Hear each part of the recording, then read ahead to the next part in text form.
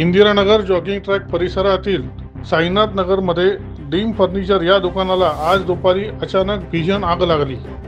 आग लागल्यानंतर परिसरात एकच खळबळ उडाली असून दुकानातील लाखो रुपयांचे साहित्य जळून खाक झाले आहे। घटनास्थळी तत्काळ 5ही अग्निशमन दलाचे बंब दाखल झाले असून आग आटोक्यात आणण्यासाठी ते शर्थीचे प्रयत्न करत आहेत। सुदैवाने या दुर्घटनेत कोणतीही जीवितहानी झाली नसल्याचे समजते, मात्र दुकानात असलेले सर्व फर्निचरचे साहित्य जळून खाक झाले आहे।